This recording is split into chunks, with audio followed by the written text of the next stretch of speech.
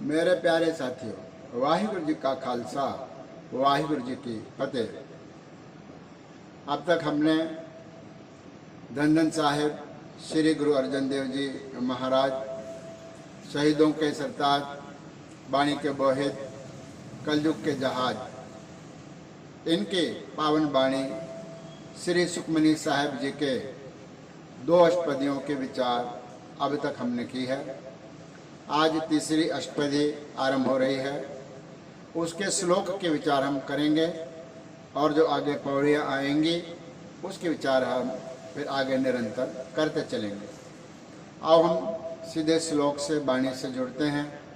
इस श्लोक के अंदर धन धन साहब श्री गुरु अर्जन देव जी महाराज हमको क्या उपदेश कर रहे हैं, और श्लोक के अंदर जो भावना होती है वह पौड़ियों में उसी भावना को विस्तार से कहा जाता है।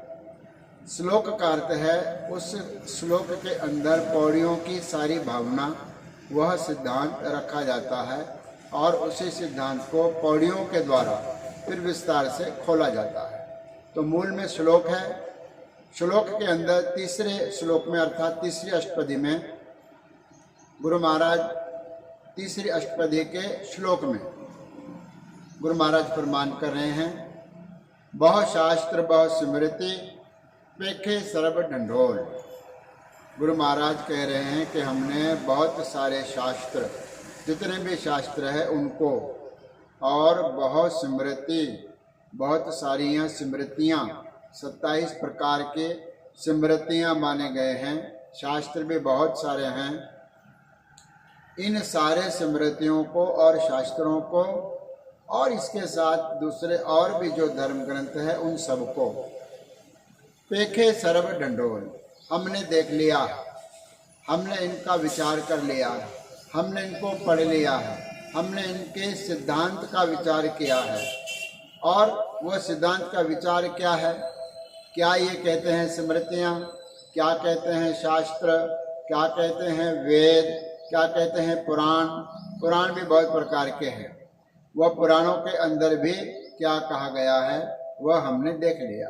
पेख है सर्व ढंढोल, सारे ही शास्त्रों, वेदों को और स्मृतियों को हमने अच्छे प्रकार से देख लिया अर्थात समझ लिया है। वह क्या कहते हैं, उनका भी सिद्धांत क्या है। कहते हैं पूजस नाही हरे हरे, नानक नाम अमोल। जितने भी शास्त्र और स्मृतियां हैं, पूजस नाही हर हरे, पूजस का अर्थ है पहुंचना, वह हरे हरे परमात्मा, पूजस नाही वो नहीं पहुंच सकते। कहाँ पर?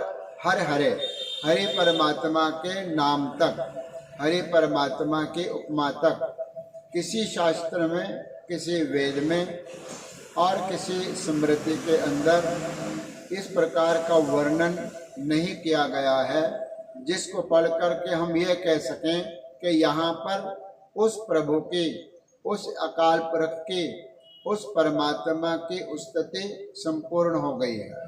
संपूर्ण कभी नहीं हो सकती, क्योंकि वह परमात्मा अलग है, वह परमात्मा निरंकार है, वह परमात्मा गुणों का सागर है। इसलिए हम अपने शब्दों में, या शास्त्र जिन्होंने लिखे हैं उन्होंने भी अपने शब्दों में परमात्मा की संपूर्ण स्तुति को या परमात्मा के संपूर्ण वर्णन को नहीं कर सके। इसलिए पूजा से नाही हर हरे, वह पहुंच नहीं सकते परमात्मा के नाम का वर्णन करने तक, पहुंच नहीं सकते परमात्मा के संपूर्ण उपमा को बखान करने तक। अर्थात हमारी भाषा अपूर्ण है, अधूरी है। शास्त्र की भाषा और शास्त्रों में जो ज्ञान है वह भी परमात्मा को पूर्ण रूप से व्याख्या उसकी नहीं कर पाता। फिर कहते हैं क्यों? नानक नाम अमोल। गुरु महाराज कह रहे हैं कि यह जो नाम है, नाम अमोल है, इसका कोई मोल नहीं पाया जा सकता। ना इसको शब्दों में कहा जा सकता, ना इसको विचारा जा सकता, ना इसका कथन किया जा सकता, और ना इसकी कथा हो सकती है, क्योंकि वह अमोल है, जिसका कोई मोल नहीं है। ऐसा परमात्मा जो सब शास्त्रों में जो सब स्मृतियों में वेदों में कहा तो गया है, लेकिन संपूर्ण वर्णन उसका कहीं पर नहीं आया है। क्योंकि जो शास्त्र हैं, जो स्मृतियां हैं और जो पुराण भी है, उनके अंदर जो कुछ भी लिखा गया है देवी देवताओं के बारे में, परमात्मा के बारे में, वो आपस में उनके सिद्धांत और उनके विचार मेल नहीं खाते।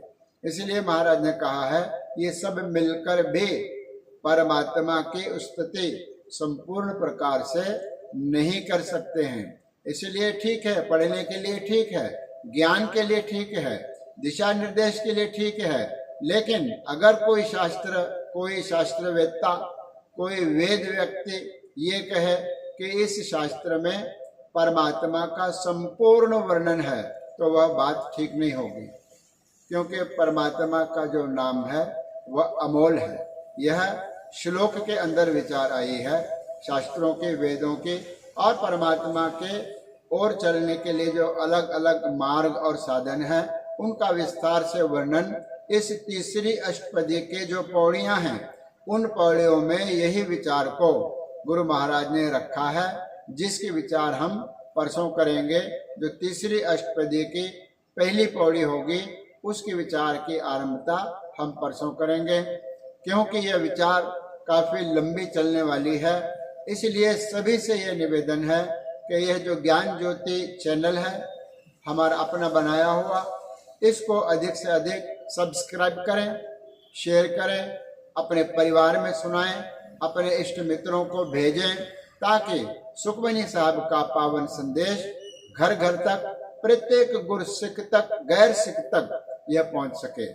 इतनी बेनती प्रवान करने आज इतना ही। धन्यवाद। गुरु रखा।